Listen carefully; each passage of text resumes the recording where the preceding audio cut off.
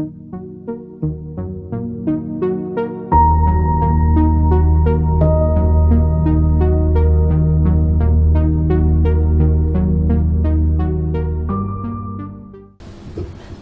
et bien écoutez, du coup, bonjour à tous.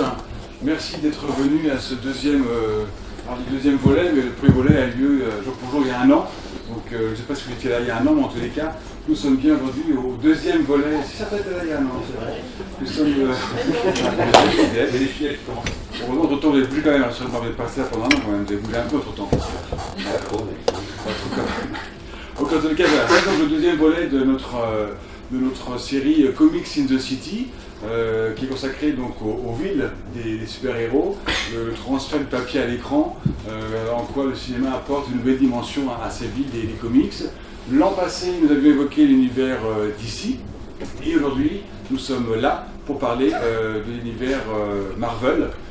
Et nous retrouvons en maître de cérémonie Stéphane Troidet, qui va donc en effet diriger le main de maître cette rencontre et présenter nos invités. Juste vous rappeler que si vous n'avez pas encore eu le temps de visiter l'exposition, elle est accrochée jusqu'à ce soir 18h.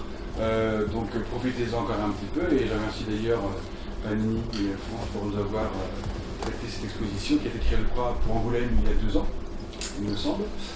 Voilà, nous sommes ravis de pouvoir l'accueillir aujourd'hui. Et puis, à l'issue de la rencontre, alors je ne sais pas si tu comptais annoncer peut-être, Stéphane, il y aura donc la projection de Marvel Univers au Cinéville à 16h15, co-réalisée donc par Philippe Roux, ici présent, et Philippe Gage, là présent. Donc voilà, nous avons les 2 stars du jour avec nous, sans compter les stars de la table ronde. Bref, c'est une journée pleine d'étoiles. Et il y aura d'autres films, des Spider-Man, des Avengers, jusqu'à mardi prochain. Donc bienvenue dans cette section Comics in the City de Festival Travelling. Je précise juste que Philippe Roux et Philippe Gage répondront à vos questions, si vous venez, bien entendu, mais exceptionnellement, à l'issue du documentaire. Donc il y a en quelque sorte une deuxième partie juste après la diffusion de Marvel Univers. Il y en a plus d'un encore. C'est la philosophie de Travelling. Sur l'improviser celle-là. Merci à toutes et à tous d'être présents. Donc évidemment, deuxième année consacrée à la ville et aux super-héros, et donc l'univers Marvel. Alors avec une nouvelle table ronde, 2 nouveaux invités, et puis une invitée qui reste parmi nous, qui s'accroche à son fauteuil, mais on est bien content et on est ravis de l'accueillir. Donc tout d'abord Sonia Dolinger, qui est blogueuse pour Comics Have the Power, que certains d'entre vous connaissent probablement, et pour lescomics.fr. On en profite pour faire un petit clin d'œil à Matt. À côté de Sonia, nous avons Aurélien Vives, donc qui est community manager chez Panini Comics, et qui est aussi rédacteur en chef du magazine Star Wars Insider. Et juste à l'autre bout de cette chaîne de fauteuils, nous avons Philippe Gage, donc journaliste au Point et au Point Pop, et réalisateur de documentaires, comme vous aurez pu l'entendre il y a quelques instants. Merci à vous d'avoir accepté l'invitation. Et puis donc nous allons explorer maintenant ensemble les liens qui existent entre les super-héros Marvel et la ville, à travers à la fois les comics, mais aussi à travers évidemment le cinéma. Et nous n'allons pas cesser, je pense, de passer d'un média à l'autre en essayant de souligner les relations qu'il peut y avoir entre ces 2 médias. Moi, j'avais envie, pour commencer cette table ronde, de vous poser une question de façon à essayer un petit peu de mieux vous cerner et de mieux vous connaître avant de rentrer dans le vif du sujet.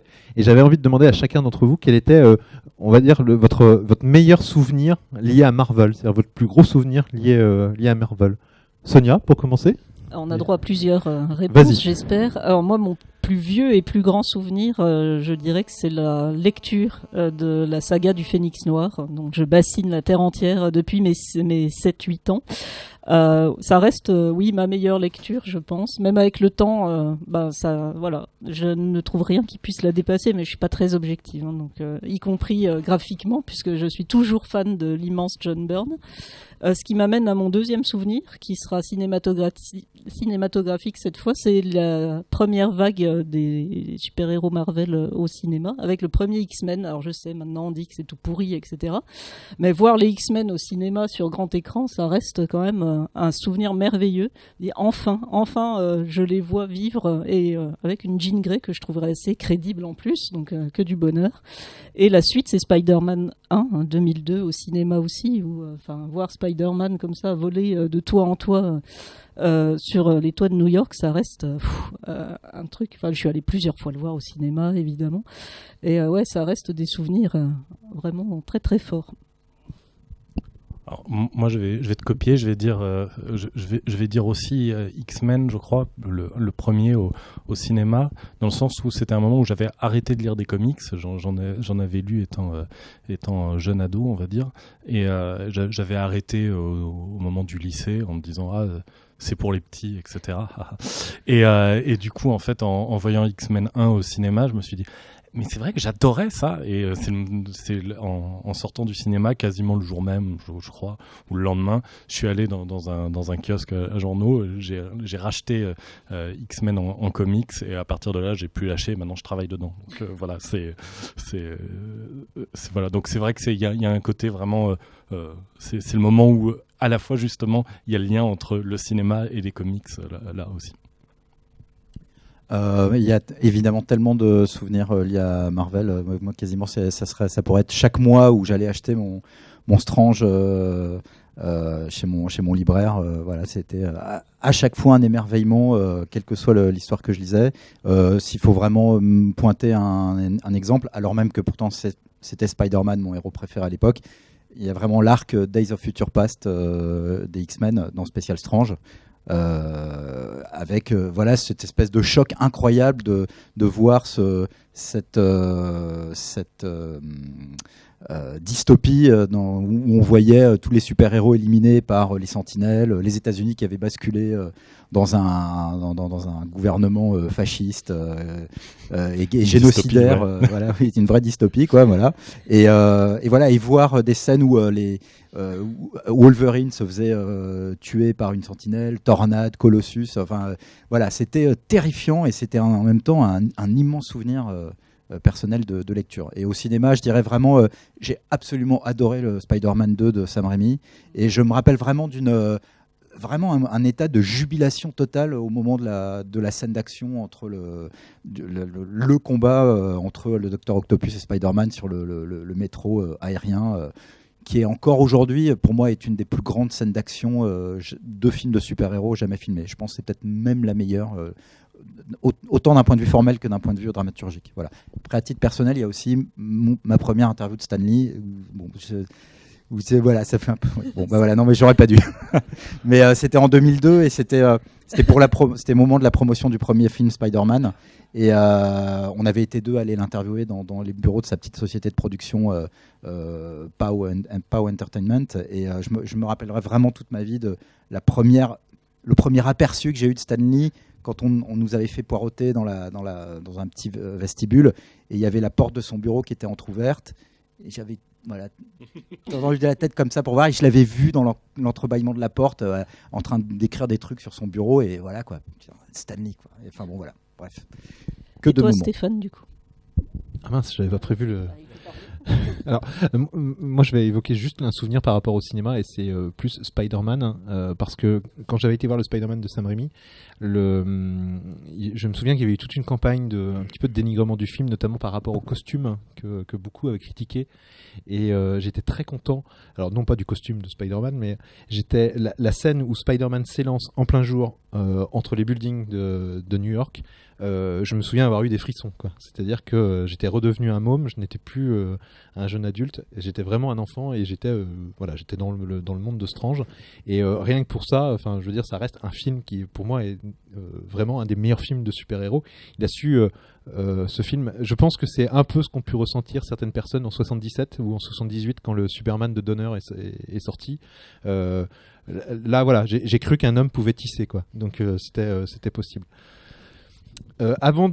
Juste avant de poser ma prochaine question, je me rends compte que j'ai oublié d'indiquer à quelle heure nous arrêtions cette table ronde. Non pas qu'on s'ennuie, pas du tout, au contraire, mais simplement pour vous donner une petite information. On va s'arrêter vers 15h30 à peu près. On prévoit 15-20 minutes de questions du public. Donc si vous avez des questions, notez-les, gardez-les au chaud. Vous allez pouvoir les poser à la fin de cette séance. Voilà, c'était pour vous indiquer que vous aurez un temps pour pouvoir poser des questions ou revenir sur certains points. On sera évidemment contraint de partir à moins de quart parce que, comme vous l'aurez compris, on est attendu au Cinéville, donc nous ne pourrons pas déborder. Première question par rapport à la ville, à Marvel et aux super-héros, sachant que évidemment on va beaucoup parler de New York. New York étant en fait une ville vraiment centrale dans l'univers Marvel, que ce soit au cinéma ou dans les comics. La première question que j'ai envie de vous poser, c'est pourquoi en fait New York a cette position centrale dans l'univers Marvel, que ce soit dans les comics ou au cinéma?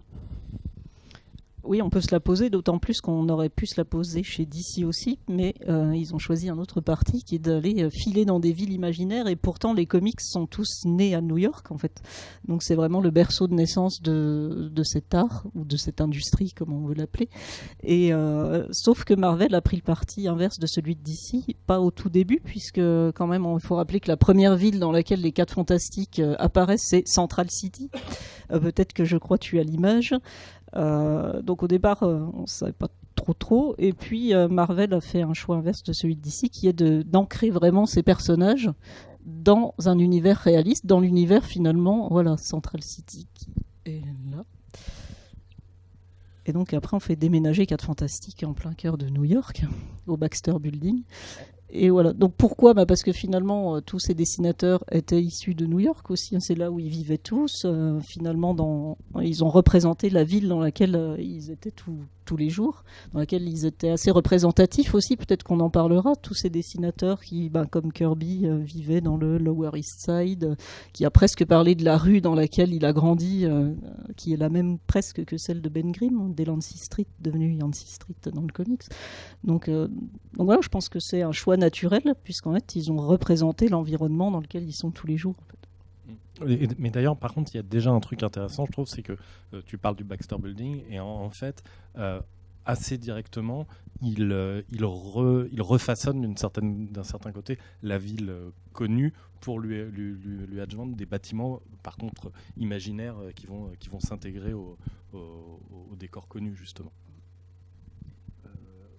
Oui, et juste sur la raison pour laquelle New York est justement cette ville berceau des super-héros et donc de l'industrie des comics, il y a aussi donc des raisons profondément historiques qui sont liées au fait que la ville a été vraiment le lieu d'accueil de toute une vague d'immigration d'Europe centrale, souvent des populations juives d'Europe centrale, qui ont quitté l'Europe pour des raisons principalement économiques à l'époque, entre la fin du 19e siècle et le début du 20e siècle. Et des gens comme Stanley, Stanley par exemple est fils d'immigrés juifs roumains. Will Eisner, le créateur de The Spirit entre autres, est né d'un père autrichien et d'une maman juive roumaine. Et Jerry Siegel, l'auteur le scénariste de Superman, lui c'est pareil, il est fils d'immigrés juifs russes. Donc tous ces gens, en fait, énormément d'auteurs de comics et de fondateurs de maisons d'édition se sont naturellement dirigés vers ces secteurs d'activité-là, parce que c'était les secteurs d'activité vers lesquels on les dirigeait un peu naturellement. C'était des métiers qui étaient considérés comme pas très prestigieux, mais c'était là où on trouvait beaucoup de travail à l'époque, au tout début du siècle, quoi. Donc toute cette population a ensuite grandi à New York, et naturellement des gens comme en effet Stan Lee, Jack Kirby, Joe Simon, naturellement ont imaginé New York qui était la ville où ils habitaient, comme le lieu logique où allaient se dérouler toutes ces aventures, quoi. Ouais, parce qu'il faut dire aussi qu'au niveau du rythme de production, c'était un rythme extrêmement soutenu. Donc plutôt que de faire des recherches ou des choses comme ça, représenter la ville où on avait qu'à regarder par la fenêtre, c'était quand même beaucoup plus simple. Ouais. Mais ce qui est intéressant du coup, c'est qu'on voit presque déjà la géographie de New York à travers aussi celle de ses auteurs, qui représentent un peu le quartier dans lequel ils habitaient, où ils étaient, le sud de Manhattan. Issus. Et ça, on le voit très très bien avec Kirby, on en a parlé, mais avec beaucoup d'autres, ce qui fera naître presque finalement chez Marvel des super-héros de quartier, puisque même au-delà de protecteurs d'une ville, ils sont presque protecteurs d'un quartier, là où chez DC, on a des espèces de divinités tutélaires qui ressemblent à des divinités antiques, qui sont presque protectrices d'une cité imaginaire, rêvé, idéalisé.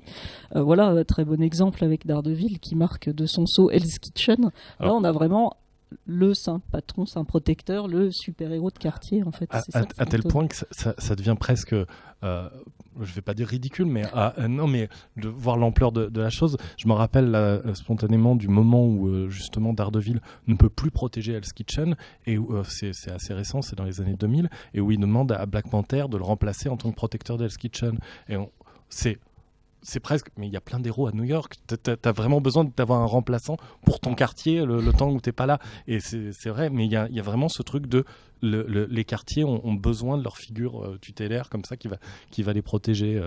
On sait qui vient du Queens, qui vient du Bronx, qui vient d'Harlem, etc. Ce qui a été très bien matérialisé dans les séries Netflix finalement, où là on a vraiment la transcription à l'écran de cette idée de super-héros de quartier, en fait, puisque chacun a son petit quartier, même sa couleur presque, dans les séries Netflix. Et là, je pense qu'on est au summum de cette représentation de la division de New York en quartier de super-héros. Mais j'avais entendu dire, il me semble que c'est... on avait parlé avec Xavier Fournier, qui est un grand spécialiste... le spécialiste comics en France, et qui expliquait que la raison pour laquelle DC avait fait davantage le choix de finalement avec Gotham pour Batman et Metropolis pour Superman, fait le choix de ne pas nommer directement New York, c'était lié au fait que, alors notamment chez Superman, dans les premières aventures de Superman, à la fin des années 30, donc le Superman est né officiellement dans le Action Comics numéro 1 en juin 38, enfin daté de juin 38, et dans les premières aventures de Superman, Superman luttait surtout contre la corruption municipale ou des entreprises privées ou des fabricants de voitures qui fabriquaient des bagnoles qui marchaient pas. Enfin, il y avait une remise en cause relative des élites locales politiques, etc. Et pour éviter d'être vraiment dans l'embarras par rapport aux véritables autorités new-yorkaises, les éditeurs, l'éditeur d'Action Comics, DC, qui ne s'appelait pas encore DC à l'époque, avait préféré finalement privilégier des choix de villes imaginaires. Et je crois que c'est pareil pour Batman. Alors que Marvel, dès le début du premier numéro de Marvel Comics, qui était édité, qui a été publié en 1939 par Timely Comics, ancêtre de Marvel. Je crois que dès ce premier numéro-là, on a une représentation. C'est New York, Tout se passe à New York. Et mine de rien, ce choix-là va vraiment être extrêmement lourd de conséquences pour toutes les décennies à venir et jusqu'à nos jours. Je pense sur vraiment la faculté, à mon sens, beaucoup plus grande de Marvel à attirer dans ses filets des gens qui ne sont pas forcément fans de super-héros, mais qui vont s'identifier plus facilement avec ce sentiment de réalité qu'on retrouve davantage chez Marvel que chez DC. Bon, après, je caricature parce que non, mais c'est assez vrai. Et d'ailleurs, c'est vrai que c'est un choix qui a été conservé dans les films et les séries. On voit bien que il y a quand même une volonté de représenter les bâtiments, les villes telles qu'elles existent vraiment. Même d'ailleurs quand l'étranger est représenté, même si parfois de manière un petit peu fantasmée, voire imaginaire avec le Wakanda. Mais globalement, il y a quand même une volonté d'avoir quelque chose d'assez réaliste.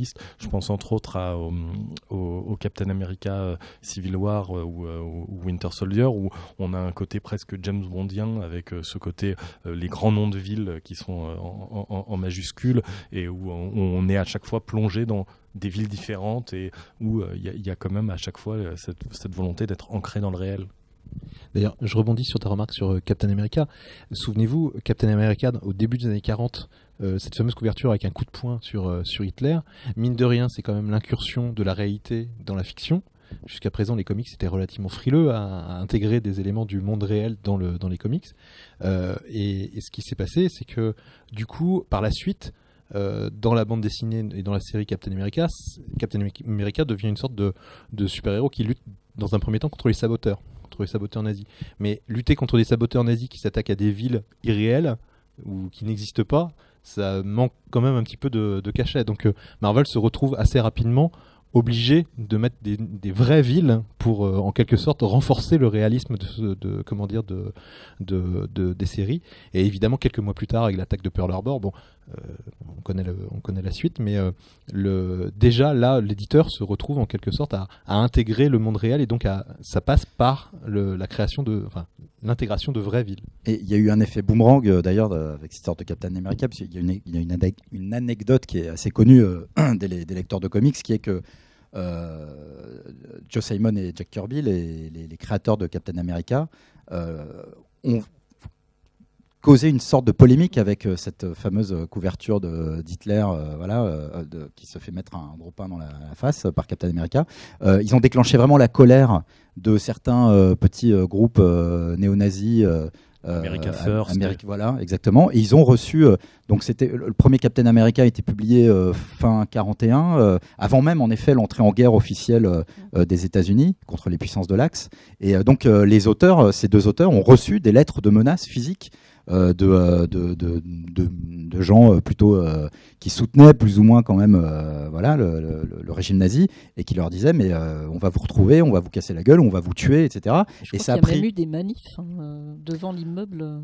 Certainement. Néo-nazis américains qui et sont ça, venus ça a pris un tel tour que il y a des courriers qui l'attestent, que le maire de New York de l'époque, Fiorello LaGuardia, a publiquement soutenu Marvel, enfin qui ne s'appelait toujours pas Marvel encore à l'époque, mais qui était toujours Timely Comics, a soutenu publiquement les deux auteurs et a envoyé à l'éditeur de Captain America, Martin Goodman, une lettre de soutien en disant voilà, je tiens à vous faire savoir que vos deux auteurs seront, que la police de New York se chargera de protéger les auteurs si besoin, et on ne les laissera pas se faire agresser ou quoi que ce soit. Donc tout ça pour dire que vraiment dès cette époque, il y a un lien très fort en fait qui unit New York à ces auteurs de bande dessinée, à ces auteurs de comics, et ce lien, on va le retrouver à d'autres moments de crise, et notamment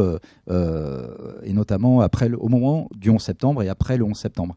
Voilà. Et le président Obama lui-même ne va pas manquer aussi d'afficher un soutien public à l'univers Marvel.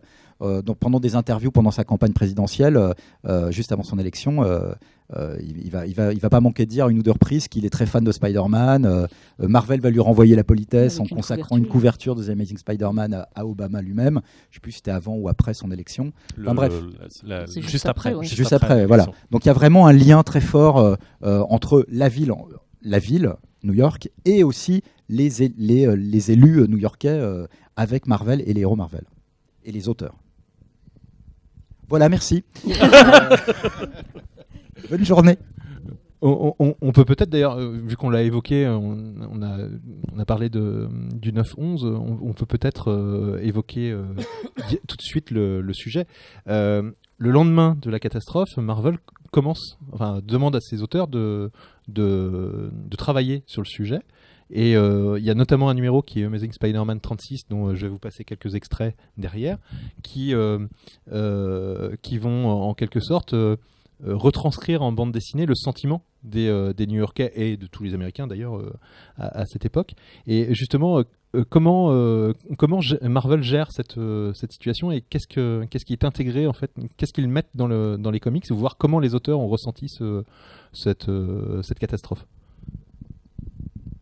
Après, je crois que sur les auteurs, Philippe pourra intervenir mieux que nous, puisqu'il en a interviewé sur le sujet. Après, moi, ce qui m'avait beaucoup interpellé, c'est la présence presque désespérée de ces super-héros au milieu des ruines, puisque finalement, avec tous leurs pouvoirs, c'est vraiment la métaphore effectivement du pays surpuissant qui, malgré tous ses pouvoirs, ne peut absolument rien contre une catastrophe pareille.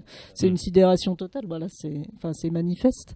Et en même temps, c'est à la fois triste et beau, puisqu'il y a cet hommage ensuite au real life super-héros qui étaient on les voit déjà un peu les là, pompiers, et puis dans l'image effectivement, d'après, les policiers, les sauveteurs, etc., qui, eux, sont les vrais héros de ces comics, finalement, regardés ou aidés comme ils pouvaient par des super-héros. Oui, bon, après...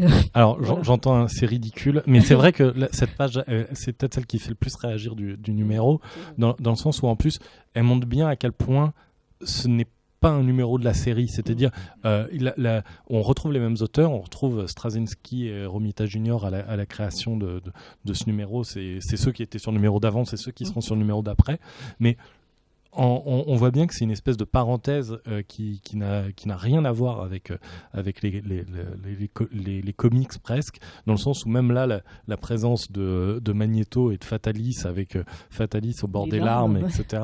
Alors que ils ont déjà pu causer plus de morts que ça lors de d'autres actions qu'ils ont pu mener. Mais c'est vraiment, pour le coup, pour moi personnellement, je la trouve pas ridicule, dans le sens où justement, pour moi, c'est pas tant vraiment les personnages qui sont là que vraiment une espèce de projection des auteurs qui sont comme Spider-Man sur les images d'avant, en sidération totale, et qui ont besoin de le représenter par tous les moyens. Et c'est vrai, sur un moyen qui fait un peu bizarre, ces super vilains qui ont cherché à détruire la ville à plusieurs reprises et qui tout d'un coup pleurent. Ça n'a aucun sens au niveau de l'histoire et des personnages en eux-mêmes, c'est plus au niveau des auteurs et des créateurs pour le coup. Tu as bien cerné le truc en disant qu'en effet c'est une vraie projection. Il faut prendre cette histoire vraiment comme vraiment une parenthèse, et où les auteurs, le scénariste Joseph Michael Straczynski comme le dessinateur John Romita Jr. se sont projetés. C'est une véritable opération cathartique, quoi, cette histoire. Et quand on entend John Romita Jr., donc qui lui-même est fils de John Romita, qui a été l'un des très grands dessinateurs de Spider-Man dans les années 60, juste après le premier qui était Steve Ditko. Et John Romita Jr., il a eu un mal incroyable à dessiner ses planches. En tout cas, c'est ce qu'il raconte. Il voulait pas au départ participer à et dessiner cet épisode. Il trouvait en effet que c'était une mauvaise idée, que c'était de mauvais goût. Et en effet, cette histoire a déclenché une vraie controverse. Il y a eu les pour et les contre parmi les lecteurs. Certains trouvaient ça indécent et d'autres ont trouvé qu'au contraire, c'était un magnifique hommage très cohérent de Marvel à la ville qui était sa ville de cœur. Et donc il se trouve que John Romita Jr. était passé il y a 2 ans, il était l'invité d'un festival à Monte-Carlo, et moi et d'autres on l'avait interviewé, et évidemment quand on lui pose la question de se souvenir de voilà comment il a ressenti le dessin, le dessin de cet épisode, sa réponse est assez touchante. Alors voilà, je voulais en parler comme ça, et puis je me suis dit que finalement c'était plus simple de le citer. Alors, je vous préviens, c'est une citation un tout petit peu longue qui va faire 20-25 minutes. Non, il y en a pour 30 secondes, mais écoutez bien ce qu'il dit. Je trouve que c'est assez touchant. En tout cas, au moins c'est très sincère. Voilà. Donc, quand on lui demande de se rappeler de ce qu'il a ressenti à ce moment-là, tout de suite il se crispe en fait. On le sent très vite rattrapé par l'émotion.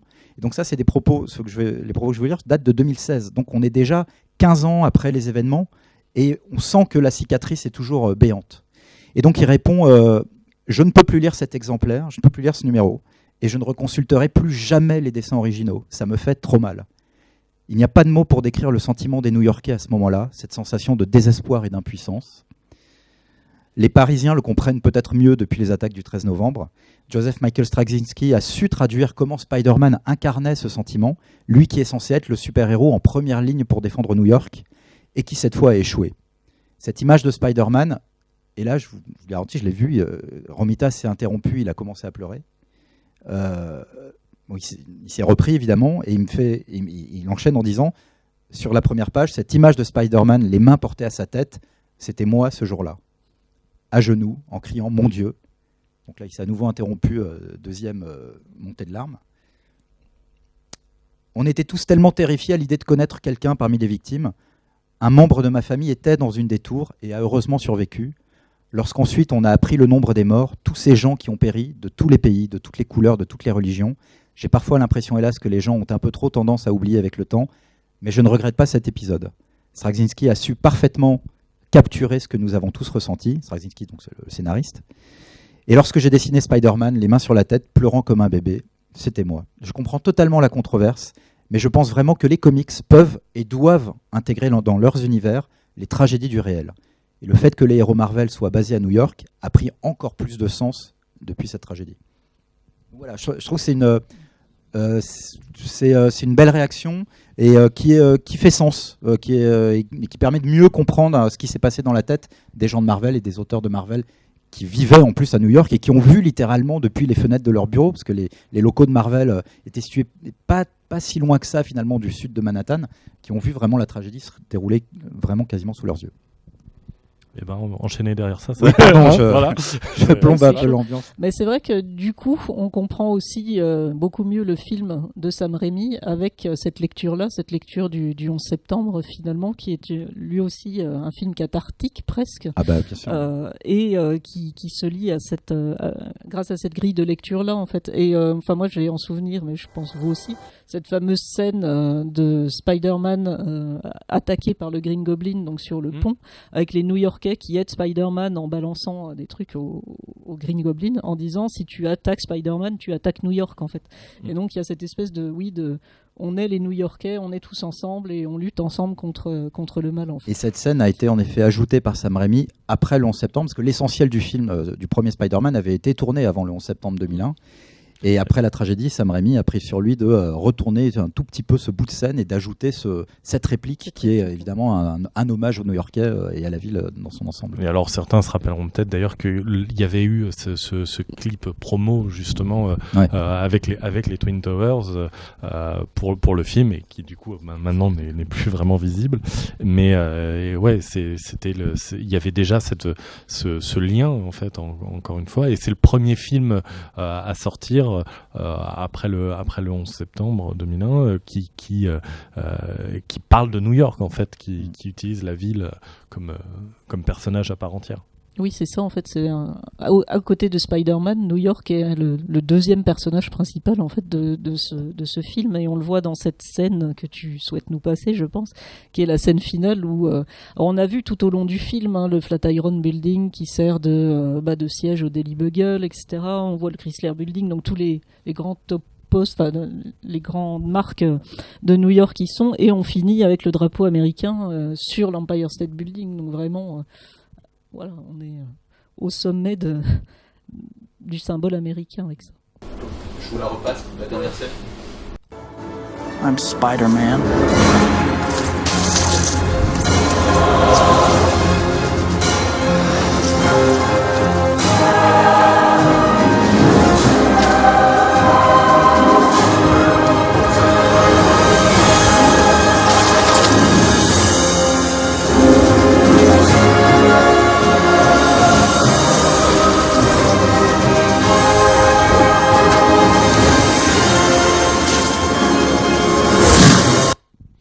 Alors, pour information, en fait, cette scène a été rajoutée après. C'était pas une scène qui était prévue à l'origine dans le film, et la scène a été rajoutée par Sam Raimi et la production, avec évidemment cette insertion du drapeau américain, avec probablement aussi l'envie de travailler l'aspect cathartique et d'installer Spider-Man comme un héros dans lequel les Américains puissent s'incarner et retrouver un espoir, alors que le pays traversait quand même une période très très sombre.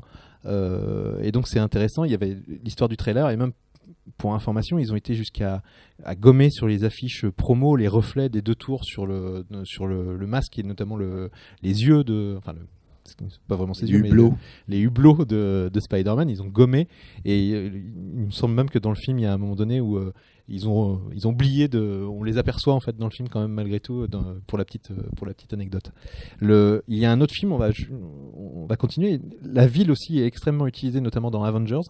Je reste sur cette idée du 11 septembre, on va dérouler un petit peu cette thématique. Dans Avengers, on est quelques années plus tard. Le cinéma américain a finalement pendant quelques années essayé d'éviter d'aborder le sujet de la catastrophe et de la destruction urbaine, et puis petit à petit, au fil du temps, les cinéastes ont commencé à s'y réintéresser et à oser montrer en fait des destructions dans l'espace urbain, et le film, on va dire, qui va permettre à Hollywood de pouvoir, entre guillemets, réouvrir les robinets et repartir sur des blockbusters d'énormes destructions, c'est Avengers. Alors je voulais avoir un petit peu votre avis par rapport à ça, sur votre vision sur Avengers et par rapport au 11-9.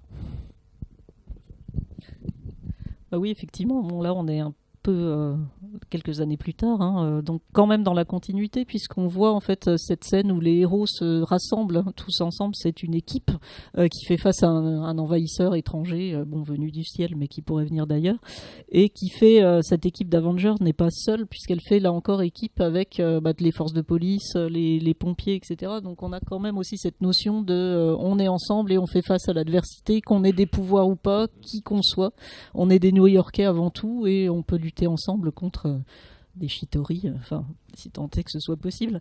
Et puis il y a ces énormes scènes de destruction, effectivement, qu'on n'aurait pas vues quelques années plus tôt. Lors du repas de ce midi, on a essayé de refaire un peu la chronologie. Entre Spider-Man et Avengers, il y a 2 jalons qu'on avait trouvés. C'était la guerre des mondes de Spielberg qui présente un envahisseur et des scènes de destruction, mais pas vraiment à New York justement, et plus en campagne ou des choses comme ça.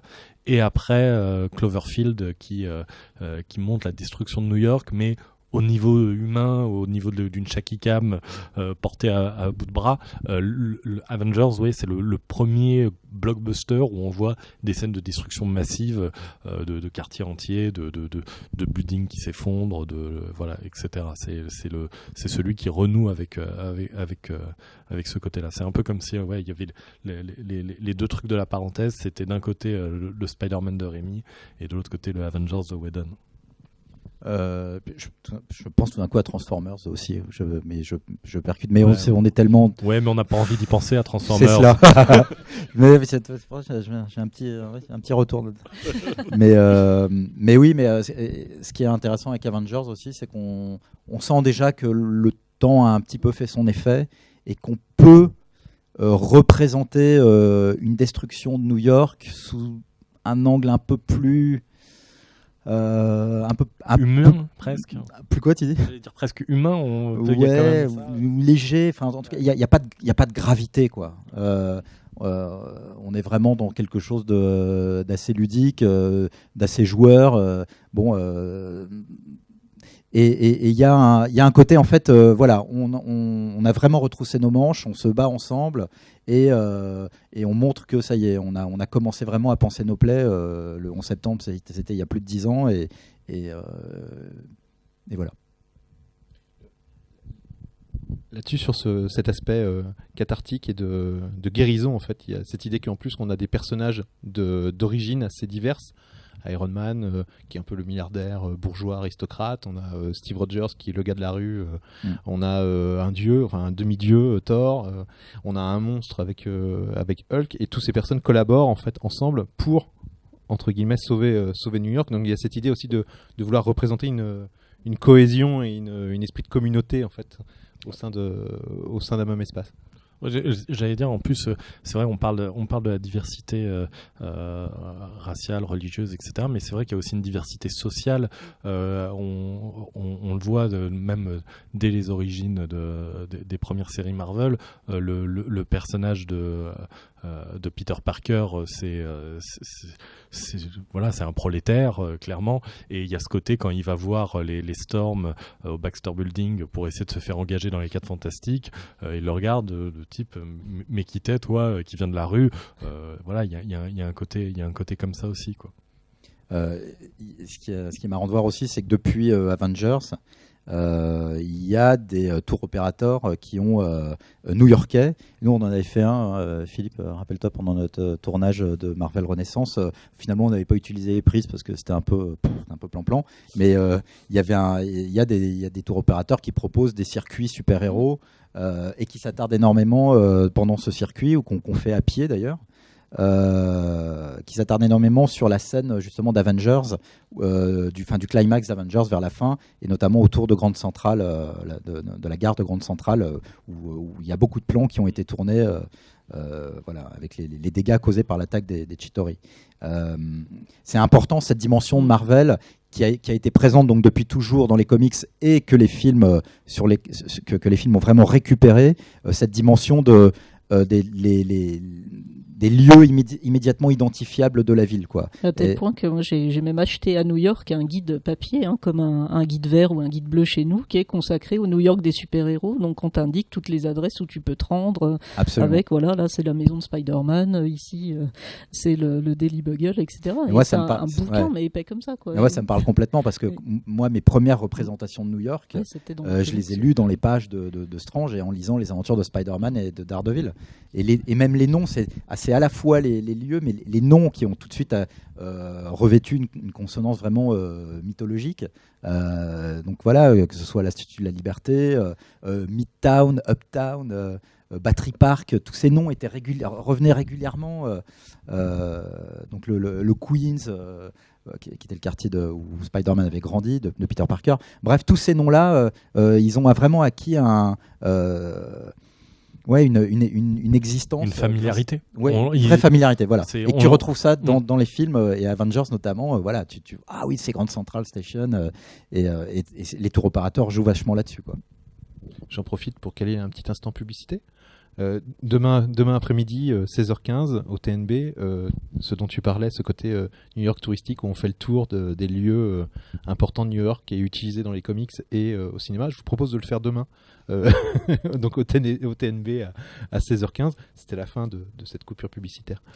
Il est bon. Mais c'est vrai que cet aspect familier, on le retrouve effectivement dans la géographie de New York, mais j'allais dire presque aussi dans la sociologie des personnages, puisqu'en fait on a toujours un personnage duquel on est vaguement proche. Moi, ce Spider-Man, un petit gars des banlieues, délaissé, tout ça. Moi c'était la version féminine de la chose. Et alors oui, effectivement, on nous montre Homecoming, qui est la version 2017 de ce Spider-Man, qui a beaucoup changé finalement, moi qui tout à fait le mien, mais où on voit bien quand même le panneau Bronx-Queens. Donc là, on a encore le positionnement géographique. Oui, puis tu as une vraie présence visuelle de New York, quoi qu'il arrive. Alors je trouve moins, en fait. Sur les affiches, je veux dire, pas dans le film. Mais par moins contre, dans le film où on voit qu'il a du mal à s'accrocher, par moment, il cherche à s'accrocher à un immeuble et il est loin de tout. C'est un film qui est beaucoup moins urbain, je trouve, que les précédents Spider-Man. Je crois que c'était aussi une volonté, pour le coup, c'est le 5e film de Spider-Man en peu de temps, en moins de 20 ans. Et je crois qu'il y avait une volonté aussi d'essayer de remixer certains éléments classiques.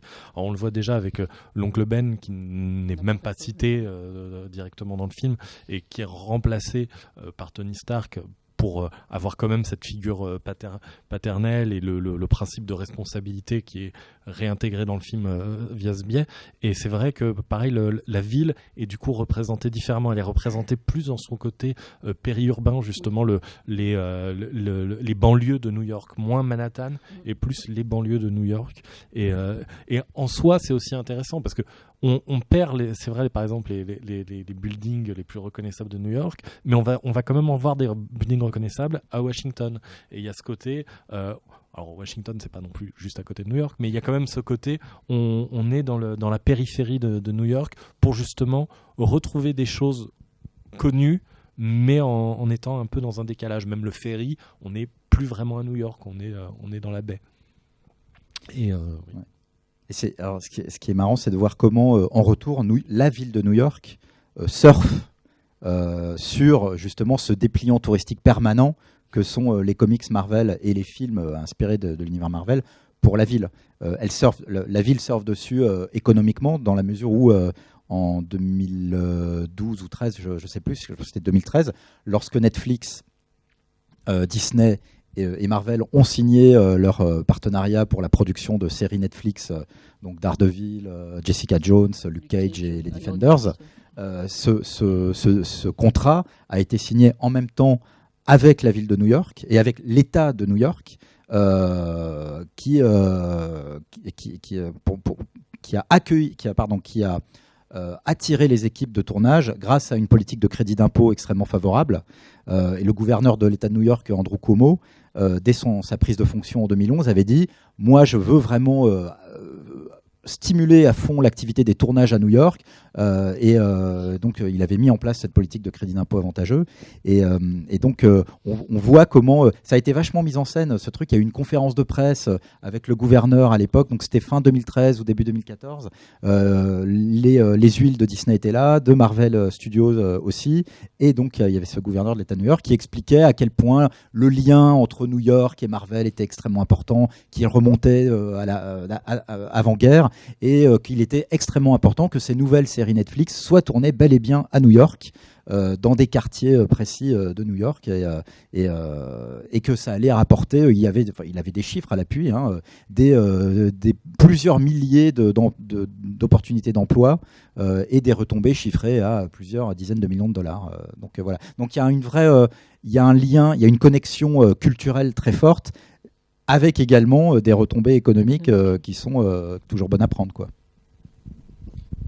Je vous propose de voir un très court documentaire qui doit durer 3 minutes, notamment sur la construction d'Avengers et la construction graphique, pour revenir sur l'idée de tourner à New York, de récupérer les points de vue à New York. On va voir ILM, qui est une entreprise qui travaille sur les effets spéciaux aux États-Unis, qui est une entreprise évidemment très très connue, propose des petites promos sur YouTube, c'est-à-dire des spots de promotion, où ils expliquent, où ils montrent, du moins ils essayent de nous faire comprendre comment ils construisent les plans des films. Et je trouve ça intéressant parce que ça nous permet de rentrer un petit peu dans les coulisses du tournage. Alors la scène que je vais vous montrer, c'est un extrait de Avengers. On l'a sélectionné tout simplement parce que je trouve ça intéressant, cette manière, et c'est très ludique, vous verrez, cette manière dont on voit le tournage sur le plateau avec ses fonds verts, et puis ces insertions progressives comme une espèce de millefeuille d'éléments, de photographies, de nuages, de fumée, d'explosions. J'ai trouvé ça intéressant. Je vous propose cette petite respiration, puis on va continuer évidemment après à étudier les liens entre la ville et les super-héros.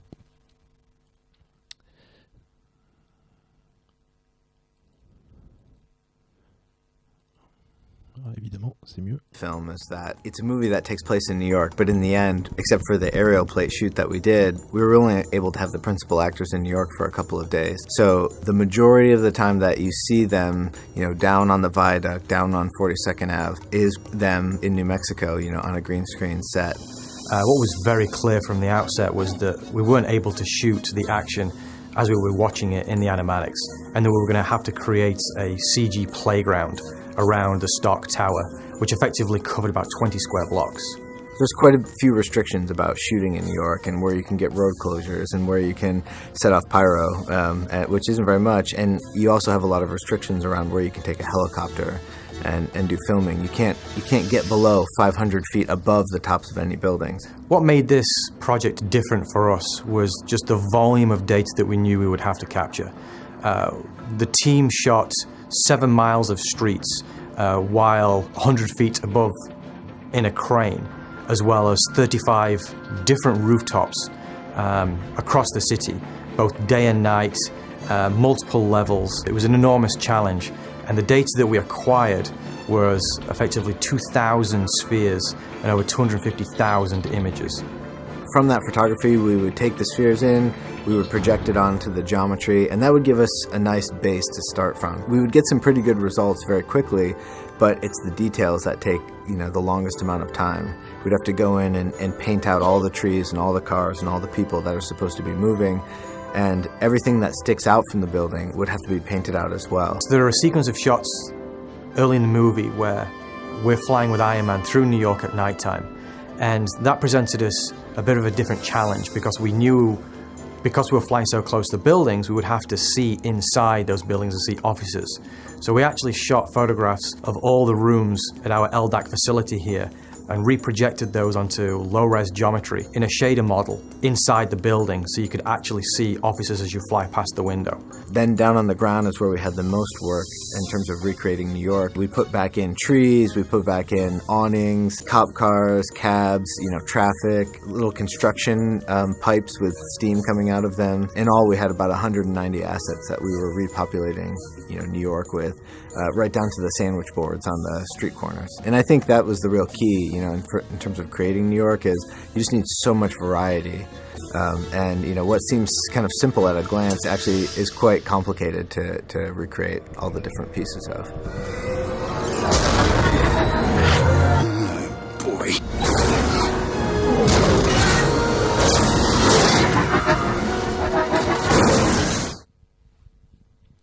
qui est rigolo, c'est qu'au bout du compte, on a presque un truc de Lego, quoi. Ils construisent la ville pour après la détruire. Si ça se trouve, il y a peut-être quelqu'un qui a son salon qui apparaît dans une image furtive d'un plan très rapide d'Avengers.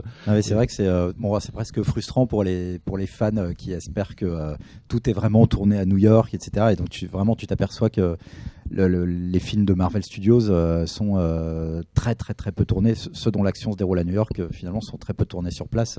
Ils ont une énorme infrastructure à Atlanta. Où ils tournent une grande partie de ce Spider-Man là par exemple a été tourné à Atlanta et très peu à New York, mais les films de Sam Raimi aussi finalement ont été majoritairement tournés dans la région de Los Angeles, avec quand même quelques jours de tournage effectivement dans les rues de New York. Mais c'est vrai que c'est compliqué de tourner à New York. Il faut vraiment passer un accord préalable justement avec les autorités. C'est pour ça que les séries Netflix sont vraiment un projet à part. Je crois que c'est sans précédent que des œuvres consacrées qui se passent dans un univers de super-héros aient été à ce point-là tournées, c'est tourné à 100% dans Manhattan et autour de Manhattan. Alors on dit univers de super-héros, mais finalement on aurait pu aussi parler des super-vilains dans New York, puisque finalement on a toujours le versant du super-héros qui protège et du super-vilain, soit qui veut conquérir, soit qui veut protéger, j'allais dire, à sa façon. Si on regarde par exemple le Caïd dans la série Daredevil, finalement il aime autant sa ville que le super-héros, sauf qu'il veut en faire quelque chose de différent en fait. Et moi c'est ce que j'ai trouvé intéressant dans ces séries-là, c'est qu'on n'a pas un gros type qui veut tout détruire, etc. C'est un amour d'une cité, d'une ville ou d'un quartier, mais qui s'exprime de manière extrêmement différente. Et je trouve que c'est assez bien retranscrit. Et c'est vrai qu'on parle souvent du super-héros et de la ville parce qu'il la protège, mais il y a aussi son versant, l'autre versant qui veut la transformer pour en faire quelque chose d'autre en fait. Mais par contre, c'est vrai là on parle des super-héros et de la ville et de Marvel, et c'est vrai qu'on retombe tout le temps sur New York. Mais l'iconographie new-yorkaise est tellement puissante, elle est tellement évocatrice, elle est tellement belle également. Après, on peut détester les paysages urbains new-yorkais et les gratte-ciel, mais moi je trouve que c'est en matière de ville à gratte-ciel, c'est vraiment Manhattan, la skyline de Manhattan, c'est vraiment ce qu'il y a de plus spectaculaire et de plus magnifique. Et on a envie on ressent presque vraiment viscéralement le besoin qu'une intrigue de super-héros se passe dans ce microcosme-là, avec cette espèce de jungle complètement démesurée, dont Spider-Man est notamment le plus emblématique. Alors, ce qui est marrant, c'est que dans les comics, récemment, il y a eu un choix qui a été fait dans les comics de la franchise Spider-Man, et qui pourrait être quelque chose d'envisagé par les films ou les séries. C'est que le personnage de l'agent Venom, incarné par Flash Thompson dans les comics, a par exemple décidé de protéger Philadelphie. Donc il est resté sur la même côte, mais il a changé un petit peu de ville. Et le personnage de Scarlet Spider, qui est un personnage dérivé de Spider-Man aussi, et lui allé à Houston. On se demande un petit peu, mais en fait, j'ai appris à ce moment-là, parce que sur le moment, quand j'ai dû écrire les éditos qui étaient liés à ça, j'étais un peu dubitatif. Pourquoi Houston ? En fait, Houston est la 5e ville des États-Unis. C'est en termes de quoi, de population, d'alcoolique ou de non. Je plaisante, bien sûr. Si les gens de Houston nous regardent, mais pour rire. C'est quelque chose d'assez fou. Moi, si j'avais dû faire la liste des 20 plus grandes villes américaines, je pense pas que j'aurais mis Houston dedans, et c'est la 5e plus grosse ville américaine. Mais par contre, ce qui est assez rigolo, c'est que c'est une ville au paysage urbain beaucoup moins élancé, et du coup, Scarlet Spider se retrouve régulièrement contraint de trouver d'autres manières que de se balancer de building en building, parce que les buildings ils font de 6 étages au max et que c'est pas un petit peu ils en font un ressort scénaristique. Voilà, presque à certains moments. Après c'est Peter David, il passe pas non plus une plombe là-dessus. Je crois que c'était lui le scénariste. Après il y a eu d'autres essais de transfert de certains super-héros dans d'autres villes qui n'ont pas forcément marché longtemps, comme Daredevil qui a fait un séjour à San Francisco, je crois, mais pas très long. Il en a fait à 2 reprises. On avait fait un dans les années 80, 70 ou 80, et Là, il en a fait un récemment justement dans le run de Wade et Samney, où pour le coup, pareil, sachant qu'il a un peu le même profil que Spider-Man de balancier, on va dire, dans San Francisco, il est pareil, un petit peu contraint de trouver d'autres manières de se déplacer dans la ville. Ouais. On le voit aussi finalement dans les films, hein, puisque le X-Men 3, je crois, une scène à San Francisco aussi, avec le pont. C'est un peu comme Transformers, j'essaie d'oublier. Désolé, il y a encore Phoenix dedans, donc j'arrive pas à m'en défaire. Bon, voilà. Oui, mais c'est vrai qu'il y a cette scène où on voit quand même le pont de San Francisco voler littéralement, qui est quand même un des symboles américains aussi, et que Magneto trimballe. Et où d'ailleurs, il l'utilise pour aller sur l'île d'Alcatraz. D'ailleurs, on a encore... Non, mais c'est pour dire, on prend plusieurs éléments extrêmement identifiables de la ville à ce moment-là. Et Magneto est spécialiste, puisque dans X-Men 1, il avait pris pour cible la Statue de la Liberté. Enfin, il se retrouvait à la Statue de la Liberté. Donc, effectivement, d'une ville à l'autre, on retrouve quand même les grands symboles. Oui, voilà. Comme dans Homecoming, où on va au sommet de la pyramide, de l'obélisque de Washington, finalement. On arrive à quitter New York, mais on ne le quitte que pour des choses immédiatement identifiables, en fait, par tout le monde, en fait. Oui, mais c'est vrai que d'un autre côté, aller à Tucson ou voilà, c'est vrai que tout de suite ça appelle moins. Même si, par contre, c'est vrai qu'on l'a avec Thor. Je fais ça sous forme de blague, mais on a Braxton, si je dis pas de bêtises, en Arizona, qui est pour le coup le représentant du bled perdu américain, et avec le choix de le représenter face à Thor, donc pour augmenter encore plus le contraste entre les deux. Est-ce que quelque part, en fait, New York ne serait pas en fait une espèce d'épine dorsale de l'univers Marvel, c'est-à-dire un endroit, une sorte d'ancrage dans la réalité, dans le quotidien, que Marvel a développé, a essayé de rendre le plus crédible et le plus réaliste possible, avec évidemment quelques aménagements comme le Baxter Building ou d'autres éléments, et que plus on va s'écarter de ce nœud central, plus on va obtenir des villes ou des lieux qui seront cette fois-ci beaucoup plus fantasmés ou plus éloignés en tout cas de la réalité. Je me dis par exemple, Marvel prend soin, que ce soit d'ailleurs au cinéma ou dans les comics, de faire un New York relativement crédible, et dès qu'on va par exemple, allez, je prends un exemple du moment, dès qu'on va en Afrique, parce que dans Black Panther on aperçoit le Wakanda, et là on est dans quelque chose qui n'a plus aucun rapport avec la réalité. Et d'ailleurs ce côté point central de New York, on le retrouve même, je fais une autre allusion cette fois-ci aux comics, les amateurs comprendront assez rapidement de quoi je veux parler quand on lit Secret Wars. Ce qui est assez rigolo, c'est que cette créature, le Beyonder, qui vient sur Terre déjà il vient sur Terre, hein, il a accès à tout l'univers, mais il vient sur Terre, et la porte d'entrée pour créer en fait des sortes d'arènes de bataille dans lesquelles les super-héros vont se battre, la porte d'entrée pour mener à cet univers se trouve où ? À Central Park.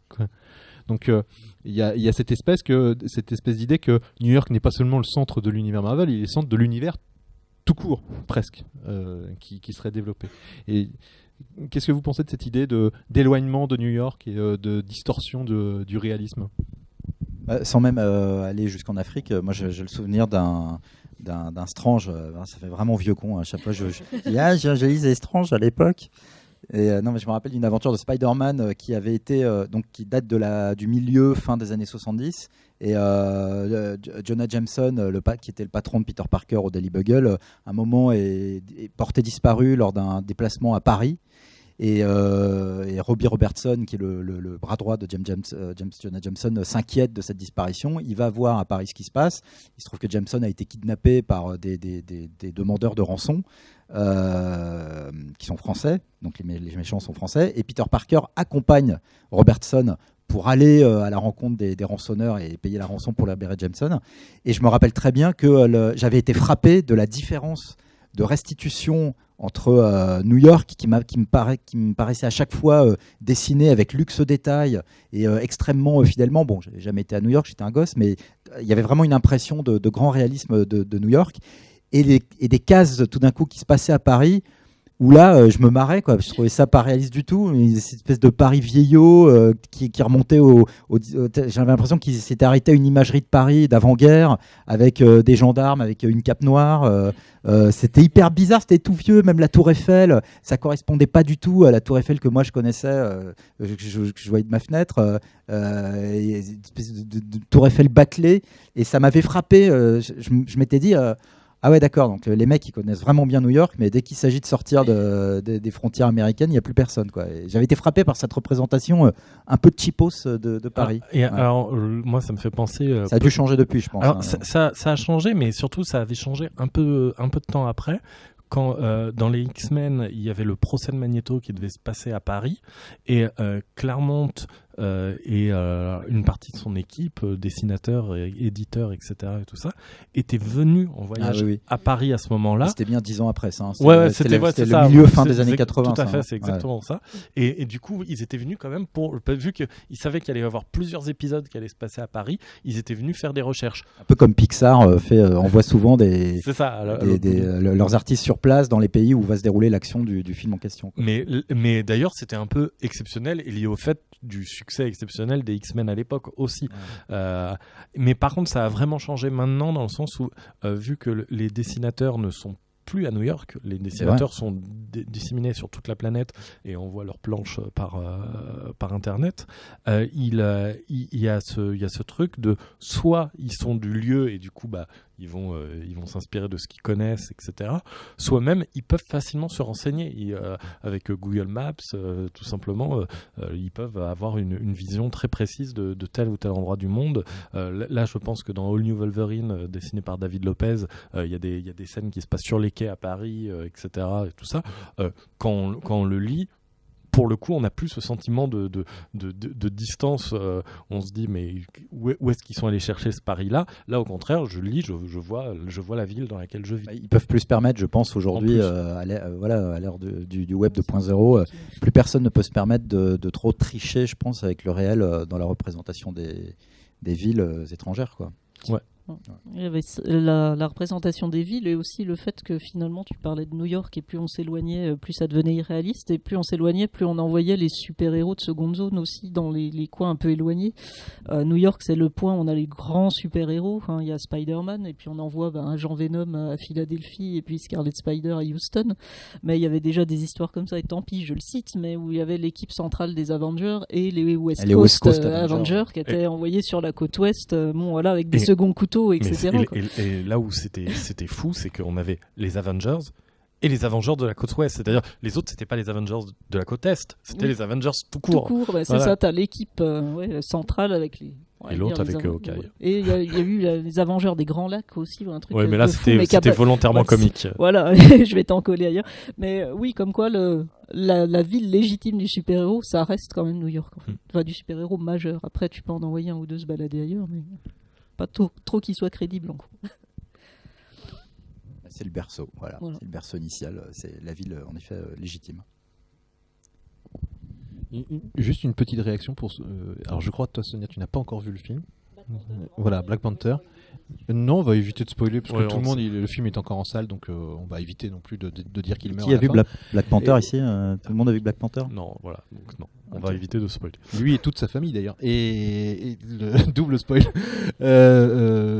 Cette représentation de l'Afrique et cette manière de présenter en fait l'Afrique de manière très inhabituelle pour un blockbuster américain, et notamment, je pense surtout à la ville que l'on aperçoit. Alors, pas beaucoup, trop peu, mais qu'on aperçoit quand même et qu'on devine. Qu'est-ce que ça vous a, qu'est-ce que vous en avez pensé en voyant Black Panther ?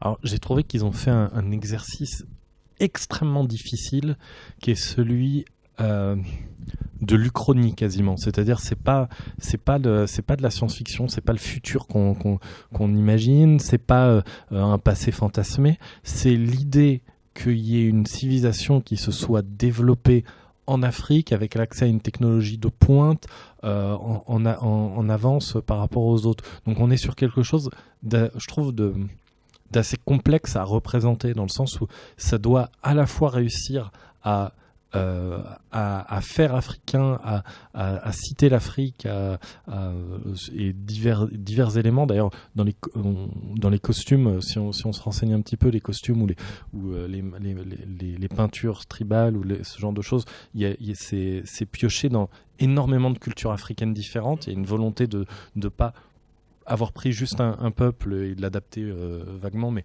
vraiment d'essayer de faire une confluence de culture.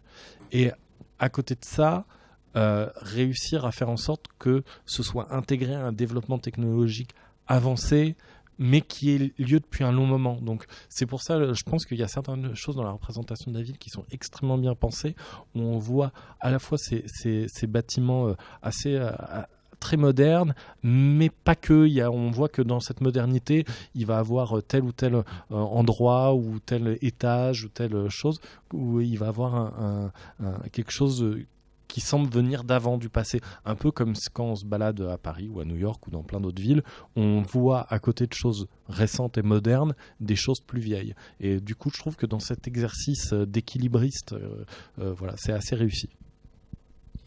Moi, j'ai trouvé que la capitale du Wakanda était un poil trop, en effet, visuellement similaire, cette discussion avec Philippe, à Asgard dans les films Thor.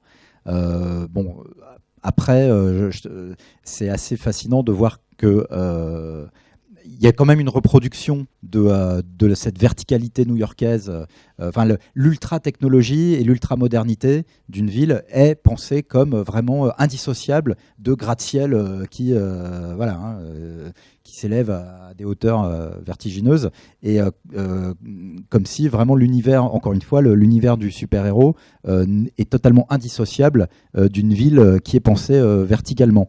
En dehors de ça, je trouve ça, tous les quelques plans que l'on voit de la ville dans Black Panther c'est extrêmement spectaculaire et agréable à regarder. Et on a l'impression d'un New York / Tokyo ultra futuriste, mais en effet avec quand même une spécificité africaine, mais j'ai l'impression qu'il est davantage perceptible, pas dans les édifices, pas dans les bâtiments, pas dans les gratte-ciel, mais davantage quand on est à l'intérieur des bâtiments ou quand on est dans les scènes plus de tradition. Où il y a que ce soit la scène de défi entre les deux pour prétendre au trône. Enfin voilà, toute l'iconographie folklorique de l'héritage folklorique du Wakanda est davantage présent dans les scènes au sol. Mais après la représentation de la ville, finalement, quand on voit les plans d'ensemble des gratte-ciel avec ces espèces de métro, de trains aériens super modernes, on est quand même dans un truc qui est... Moi, je me suis pas senti face à un truc que j'avais jamais vu non plus, quoi. C'était une sorte de mix entre un New York Tokyo ultra spectaculaire / Asgard chez Thor et voilà, quoi. Et je connais mal la notion d'afrofuturisme. J'ai appris cette notion-là en lisant des choses sur Black Panther. Et voilà, c'est manifestement la concrétisation visuelle de cette notion-là, qui est une vision extrêmement positive d'un progrès technologique de l'Afrique et en tout cas de ce pays imaginaire, et qu'on aimerait bien d'ailleurs voir exister d'ailleurs pour de vrai. Quand on interviewe les acteurs de Black Panther en promotion, ils expliquent que pour eux c'est vraiment le Wakanda est une véritable... c'est un pays imaginaire, mais c'est une source de fierté, parce que c'est un pays qui a été en effet complètement préservé de la colonisation blanche, qui a su protéger ses ressources naturelles de la prédation du colonisateur, et qui a su à la fois préserver ses valeurs ancestrales et les intégrer dans un pays ultra moderne avec des leaders éclairés.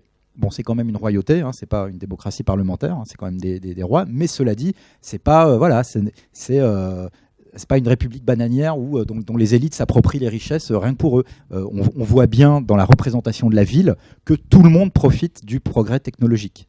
tout le monde. Et le personnage de Shuri, la sœur de Black Panther, est passionnant à cet égard, parce qu'on voit que c'est une gamine ultra enthousiaste, qui a un vrai appétit pour la technologie et qui conçoit des infrastructures pour la ville et qui en même temps c'est une geekette qui nous fait rire. Enfin, c'est vraiment il y a une représentation urbaine extrêmement positive. En revoyant le passage de Spider-Man, de la scène de fin de Spider-Man, le passage où il court sur la façade du building, en fait, ça m'a fait repenser à la bande-annonce de Black Panther. On a en fait la même scène en fait avec Black Panther qui court sur la façade du building, et donc comme si le building était en fait le terrain de jeu, enfin le terrain de jeu spectaculaire pour mettre en avant un super pouvoir et une action super héroïque. Autre question que je voulais vous poser, parce que je vois que l'heure tourne et on parle et puis mine de rien, je me posais la question de savoir si la ville, alors on s'est un peu renseigné avant de démarrer cette table ronde, et donc dans les années 60, au moment où Marvel renaît en quelque sorte avec Fantastic Four et Amazing Spider-Man, les années 60 ont vu en fait une augmentation de l'industrialisation et de l'urbanisation. Et quelque part, je me posais la question de savoir si le super-héros n'était pas en quelque sorte une métaphore sur la modernisation de la société américaine, et notamment si l'origine de leur pouvoir, c'était pas une manière de représenter le côté, alors je vais pas dire le côté obscur parce que tout de suite les amateurs de Star Wars vont avoir des représentations, mais la face obscure, voilà, j'ai trouvé un autre terme, la face obscure de cette modernisation et de ces avancées technologiques. Là, vous avez presque oublié la question. Je parlais du côté obscur en fait. Non, la face obscure de la modernisation, c'est-à-dire que le développement de la science, etc. Et quelque part, est-ce que le développement de l'industrialisation, de la modernisation, de l'urbanisation, est-ce que les super-héros ne sont pas la métaphore de ce changement de la société? Alors si, mais moi je l'aurais plutôt vu dans un sens positif. D'autant plus qu'en 1900, je crois que c'est la grande pas convention, mais la foire scientifique de New York de 1964 ou 1965. Ça m'énerve parce qu'il y a un nom précis qui m'échappe maintenant. C'est une manifestation qui s'était tenue donc à New York cette année-là. Donc c'était 64 ou 65, donc en plein milieu des années 60, où on était dans une époque de vision encore très positive du futur et de toutes les retombées positives des progrès de la science. On n'était pas encore dans cette période qui a correspondu au tout début des années 70, entre le début des années 70 et le premier choc pétrolier, et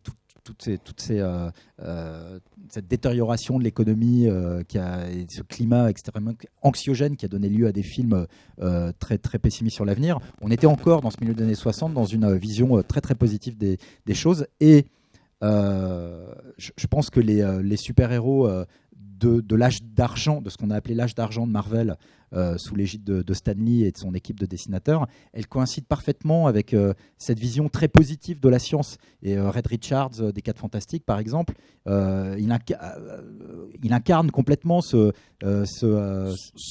que Reed Richards l'incarne, mais que la chose incarne le versant négatif. Oui, c'est vrai. Avec en effet la peur de l'atome. C'est ça aussi. En l'occurrence, c'était les rayons cosmiques. Hulk, voilà, c'est aussi l'aspect négatif. Là où par contre Spider-Man est peut-être plus un aspect positif. Il y a peut-être les deux justement qui sont... Ça, et puis il ne faut pas oublier qu'on parle du New York de la surface, mais il y a quand même tout un monde souterrain sous New York, avec des créatures encore plus inquiétantes qu'à la surface, avec l'homme taupe par exemple, les Morlocks ensuite, mais qui sont la face sombre effectivement de ces personnages. En fait. Non, mais mais en l'occurrence, le New York des 4 Fantastiques dans les années 60, quand je lisais les rééditions quand j'étais gosse, moi, ça me marquait de voir comment le New York des années 60 avait l'air bien plus moderne que notre propre époque.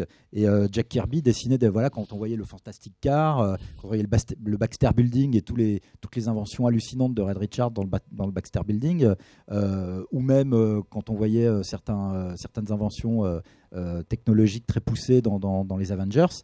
On a une représentation de la ville qui est assez futuriste et qui, je pense, est extrêmement influencée par l'air du temps de l'époque qui projetait une vision très optimiste de ce qu'allaient être les 30 à 40 prochaines années aux États-Unis et dans le monde. Il y avait une vision comme ça, très candide, très assez optimiste. Et il y a une autre scène qui se passe d'ailleurs dans le premier Captain America. Je crois, oui, c'est dans le premier Captain America. Il y a une scène, donc le film, qui se passe pendant aussi une sorte de convention scientifique ultra moderne où on voit Tony Stark qui présente un prototype de voiture volante ou flottante. Enfin, je commence à devenir vieux. Et d'ailleurs, dans les décors, il y a la torche humaine qui est présente. Oui, tout à fait, absolument. Et donc voilà, on est, je pense qu'en effet, il y a une association qui est assez évidente entre la vision optimiste de la science à l'époque, dans les années 60, et ce qu'incarnaient les héros de l'âge d'or, de l'âge d'argent de Marvel. Voilà, encore une fois, merci. Après, j'allais dire, la représentation négative de New York, on la retrouve plutôt dans les scènes de crime, etc., des années 70, où on a un New York, effectivement, qui, dans la réalité, va mal. Hein. Les années 70-80, c'est quand même la grande hausse de criminalité à New York. C'est quand même une ville dangereuse à l'époque. Et une ville qui est fauchée et au bord de la cessation de paiement, d'ailleurs. Et c'est là que tu retrouves, effectivement, peut-être plus le côté inquiétant, les ruelles sombres. D'ailleurs, la représentation de Frank Miller de New York est crade. On n'est pas dans la représentation de John Romita sur Spider-Man, où même Peter Parker a l'air d'être une gravure de mode, etc. Là, on est dans un New York des bas-fonds, quoi. Mais qu'est-ce que c'est joli. Oui. J'en profite pour caser mon dessin.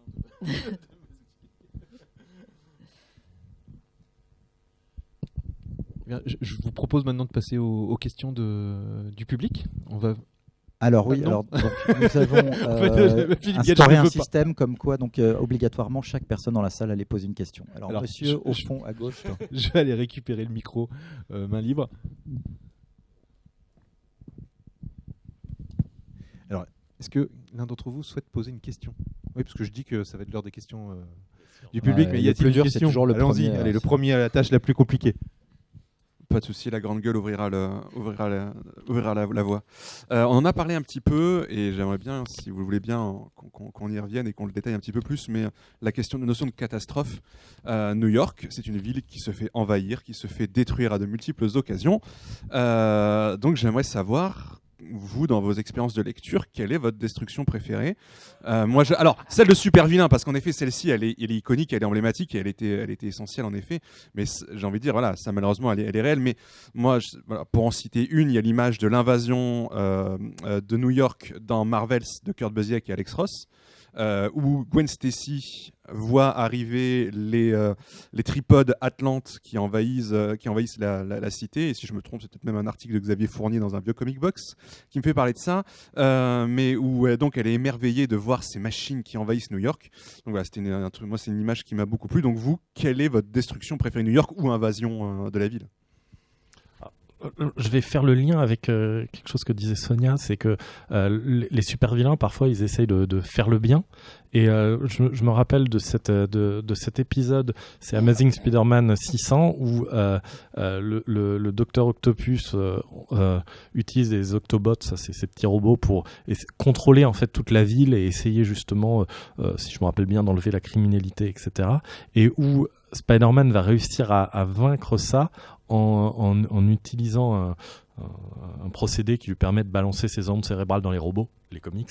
En fait, il va au bout du compte quasiment fusionner avec la ville pour la sauver d'une certaine manière.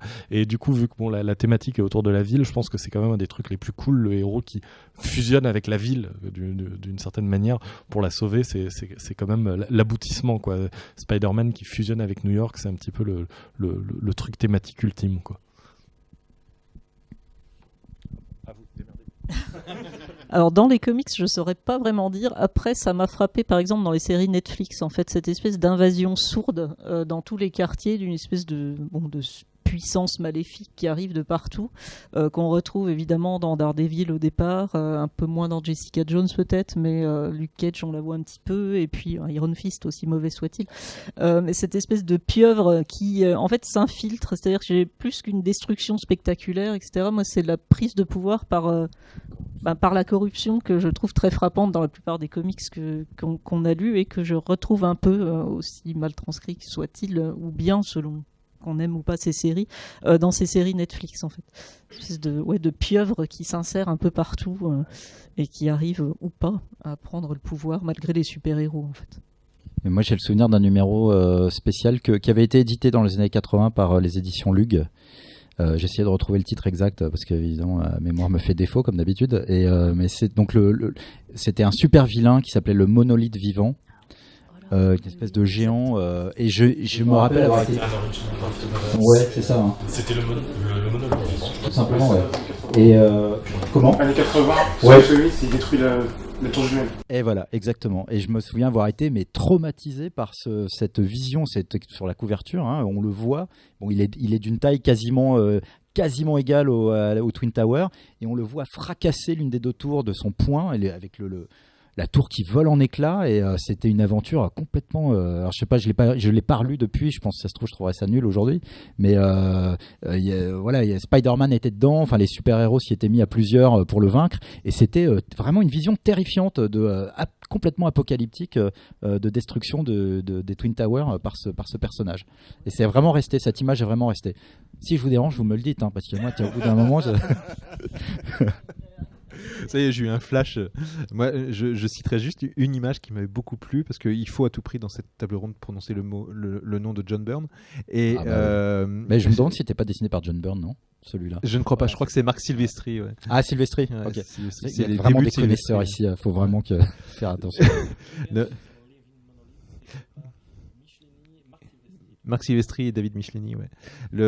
Moi, l'image, on parlait de Galactus. Dans votre question, vous avez prononcé le mot Galactus. Et moi, quand vous avez parlé destruction et Galactus, il m'est venu une image du Galactus qui chancelle et qui, en fait, s'accroche en fait, avec une de ses immenses mains et qui détruit en fait un pan d'un building. Alors, je sais que ça correspond peut-être pas à ce que vous attendiez comme réponse, parce que c'est pas la destruction d'une ville, mais cet être gigantesque qui, juste d'un mouvement de main, parce qu'il a trébuché, parce qu'il chancelle, qui détruit plusieurs étages d'un building. J'avais toujours trouvé ça assez impressionnant en termes de, comme quand j'étais gamin. Alors pour vous dire le numéro, je sais juste que c'était John Byrne et c'est déjà bien. Mais juste, je reviens sur la revanche du monolithe vivant et cette couverture, mais c'est incroyable la prescience de ce dessin. Avec, on voit les gens complètement apeurés qui courent au premier plan à la fin. On dirait qu'ils sont en train vraiment de... Enfin, il y a un pré-écho des visions qu'on a tous eues du 11 septembre en voyant ces gens qui fuyaient downtown Manhattan au moment où les tours étaient en train de s'effondrer. Enfin, c'est vraiment impressionnant. Question. Oui, peut-être qu'on entend. Ah oui, pour la captation. Au final, on remarque que la réalité joue dans les comics, c'est que bien avant, il parlait que les tours jumelles allaient être détruites. Et donc, ils ont fait beaucoup d'allusions dans les comics.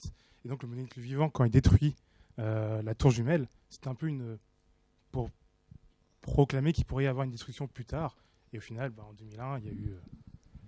Ah oui, en effet, c'était une sorte de signe avant-coureur de finalement la fragilité de ces édifices qui pourtant étaient, lorsqu'ils ont été, la construction a été achevée au début des années 70, c'était vraiment un symbole de puissance. Vraiment, il y a énormément d'analystes qui sont revenus là-dessus après le 11 septembre sur le côté symbolique de l'effondrement de ces deux tours. Et c'est vrai qu'on en a eu un pré-écho avec ce comic, avec ce spécial, quoi, qui j'ai l'impression qu'on en a peu parlé. Enfin, j'ai pas l'impression qu'il ait fait énormément de bruit d'ailleurs à l'époque. Là, ça me revient, mais tu vois. En fait, il y a. Et d'autant plus, tu viens de me dire qu'il n'a pas été réédité. Non, mais en fait, il y a pas mal des graphic novels de cette époque qui n'ont pas été réédités. Alors, parce que, entre autres, pour rééditer quoi que ce soit maintenant, il faut que ce soit des masters numériques. Donc, tout ce qui a été fait avant les années 2000, il faut les rescanner, les renumériser, etc. Donc, c'est vrai que ça demande du temps. Peut-être qu'il y a aussi, justement, un truc un peu. Tabou là parce qu'en plus c'est Michelini et Silvestri, donc c'est des grands noms, donc le réimprimer aurait du sens. Et il y a peut-être un côté comment le faire alors qu'il est en train de détruire les tours jumelles sur la couverture. Bon, même si tu utilises une autre couverture, ça reste quand même à l'intérieur du comics. Il y a peut-être encore un petit côté on n'ose pas trop y toucher à le rééditer lui. C'est vrai que je le retrouve au fin fond de ma cave ce numéro.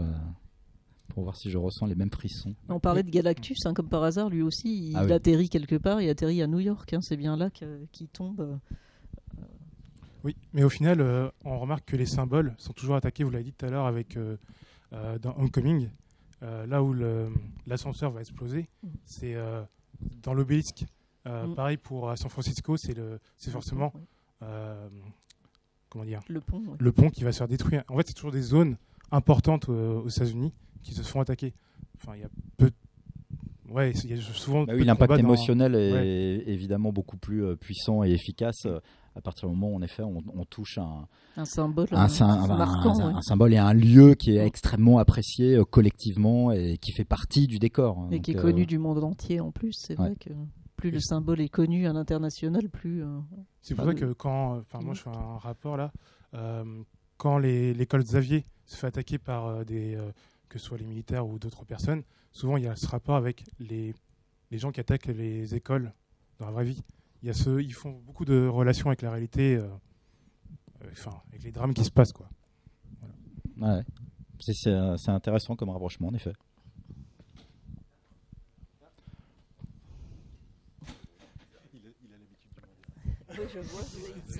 On parle de destruction, on parle pas beaucoup de reconstruction, forcément. C'est relou à reconstruire. J'ai mes maigres connaissances. À part le damage control dont on parle dans Homecoming, est-ce qu'il y a d'autres organisations ou arcs ou je ne sais quoi qui fait office justement de toujours cet après qu'il va bien falloir reconstruire après cette destruction de New York ou autre, notamment New York? C'est une vraie bonne question, ça. C'est pour ça que... En général, non, pas trop, parce que en fait, il faut qu'il y ait l'idée non, mais même d'un scénario, de quelque chose. Le moment où ils sont en train de reconstruire, en général, ils reconstruisent et voilà, et ça se passe bien.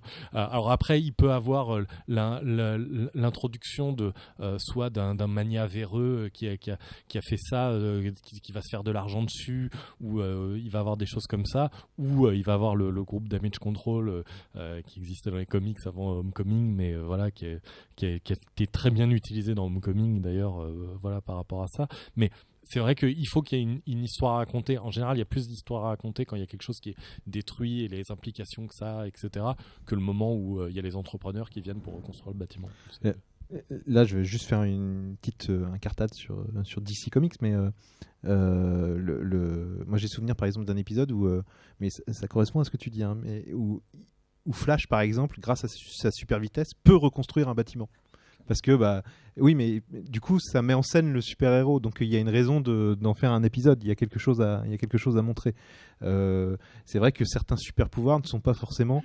ne correspondent pas à ce genre d'action. Donc, je pense que du coup, c'est plus difficile pour un scénariste d'imaginer une histoire, une aventure. Il y a une mini-série, je pense. Oui, je dis pas que c'est impossible. Je dis juste que c'est moins fréquent. Il va souvent avoir quand il y a on va dire quand il y a des grosses implications à la reconstruction, même si parfois la reconstruction va arriver en 2 pages, ce qu'il va avoir derrière peut être raconté. Mais c'est vrai que tout ce qui a trait à la reconstruction en elle-même, il y a plus une espèce de... Maintenant, c'est quelque chose qu'on va souvent voir dans les comics, les hommes de la rue avec une certaine résilience. Le New-Yorkais de l'univers Marvel, c'est « Ah, il y a eu une destruction la semaine dernière, mais bon, rien d'inhabituel. » Et du coup, c'est vrai que l'emphase, elle est mise sur cette résilience, cette capacité à accepter la destruction comme quelque chose comme le mauvais temps, au bout du compte, à New York, dans l'univers Marvel, mais justement avec assez peu de focus sur la reconstruction en tant que telle, quoi.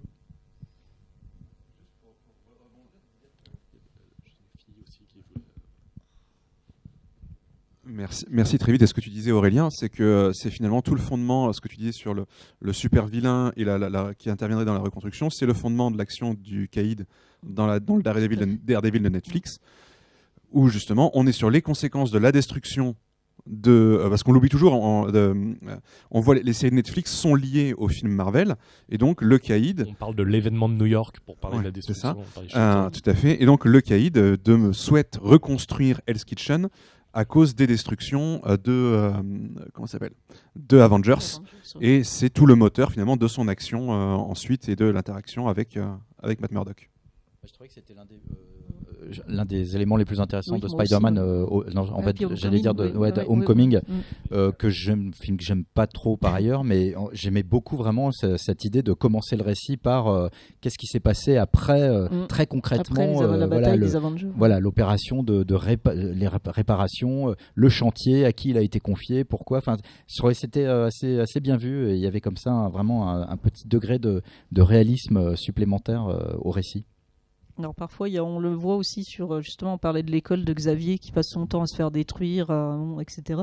Et ça peut être un moment où, justement, au moment de la reconstruction, ça ressoude l'équipe sur un projet commun qui est la reconstruction, mais qui va finalement n'être qu'une reconstruction provisoire. Ouais, voilà, on est dans la démolition permanente de cette école, en fait. En fait, on va plus en parler au moment où, justement, le financier du groupe, alors que ce soit Angel ou Xavier dans les X-Men, ou Iron Man ou d'autres dans les Avengers, va avoir des problèmes parce que dans sa série il a plus accès à ses fonds illimités, parce que là la fin du mois est un peu dure, et du coup il peut pas reconstruire le bâtiment, et là du coup ça va être impliqué dans le scénario, mais c'est vrai que sinon mais non, c'est bon, j'ai beaucoup d'argent, hop, ça y est, c'est reconstruit. Pas de souci, on peut la détruire encore une fois. Ce qui est marrant, c'est qu'en pleine reconstruction tu peux avoir aussi un processus d'attaque qui l'empêche, enfin, etc. Oui, c'est le perpétuel recommencement. En fait.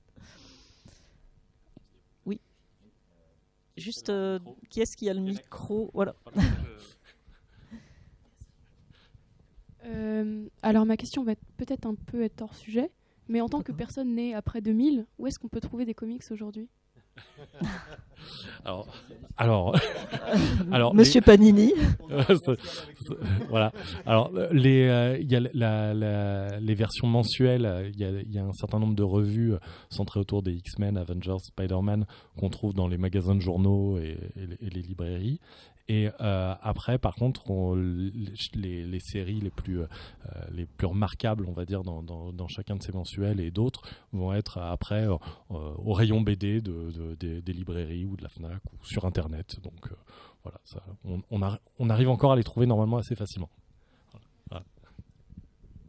Le temps d'une dernière question? Oui? Non? Oui? Là-bas. Je vais chercher le micro.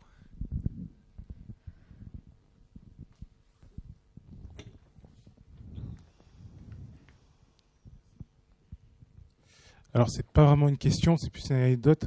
On a beaucoup parlé de New York, mais on aurait pu parler de... Enfin, désolé de dire ça, mais Alpha Flight avec le Canada, malheureusement. C'est vrai. L'année prochaine, on fera une conférence sur Alpha Flight. Je serai le premier à vouloir la faire. Mais qui se passe très peu en ville. Que Panini va bien sûr rééditer dans peu de temps. Il y a beaucoup d'autres villes qui sont importantes. C'est vrai que c'est souvent New York. On revient toujours à New York à chaque fois. Enfin, il y a eu le dessin animé de Disney, là, Big Hero 6, et c'était à San Francisco parce qu'ils pouvaient pas le faire à New York, c'est trop de séries. Sauf que, enfin, New York c'est beaucoup plus vivant. Puis je pense que tout le monde a toujours vu des films sur New York, alors que San Francisco c'est peu connu à part le pont. Enfin, c'est pas des trucs que les gens connaissent en général. Donc c'est vrai que, comme vous l'avez dit tout à l'heure, c'est New York qui est le cœur même de... Ouais, voilà. Non, mais c'est assez vrai. Ça, nous, c'est ce qui nous a fait voyager quand on était petits aussi. Hein. C'est vrai que du coup, on a tous cette représentation de New York, bon, plus ou moins faussée par les comics. Mais moi, je me rappelle y être allé une fois dans ma vie, et la première chose que j'ai fait, c'est lever les yeux et voir les châteaux d'eau là où Spider-Man apparaît régulièrement. Et finalement, on était dans le décor de ce qu'on lisait quand on était gamin et qu'on voit maintenant dans les films. Donc, c'est vrai qu'on se représente plus facilement New York que le reste. Et voilà. Et puis, c'est historique. Hein, voilà. Ouais. Le château d'eau. Mon château d'eau. Là, tu vois, tout en bas. Ouais. Ouais, c'est typique. C'est vrai que c'est la première chose que j'ai regardée en levant les yeux. Mais si vous venez tout à l'heure à la projection de Marvel Univers, si vous allez voir des beaux plans de New York. Une des 3 parties qui concerne justement le lien entre New York et les super-héros, et on a un de nos intervenants qui qui évoque justement les châteaux d'eau et comment il avait grandi dans le Middle West et il ne connaissait les châteaux d'eau que en lisant les BD Marvel, et il raconte comment il a halluciné le jour où il est allé à New York pour la première fois. Voilà, c'est de l'auto-promo, je vous le concède. Non, mais ça me consterne, mais qu'est-ce que vous voulez que je vous dise ? Il faut qu'on remplisse. On va arrêter là cette table ronde parce que, comme vous l'aurez compris, on est attendu au Cinéville, et je vous invite toutes et tous à venir au Cinéville pour Marvel Univers. Je terminerai juste par une petite sélection de livres à vous conseiller pour poursuivre éventuellement le plaisir de cette table ronde. Alors, je vais aller du plus généraliste au plus précis. Je vous conseille dans un premier temps Pop Corner de Hubert Artus aux éditions Point. La grande histoire de la pop culture, donc qui est un livre très très généraliste où en un tout petit peu moins de 300 pages, l'auteur fait le tour vraiment des liens entre les différents éléments de la pop culture, que ce soit la bande dessinée, le cinéma, la musique. C'est un livre, comme je vous l'ai dit, très généraliste, qui fait des raccourcis, des synthèses, des résumés, mais qui est très intéressant pour avoir une vue d'ensemble et pas seulement juste une partie de la pop culture.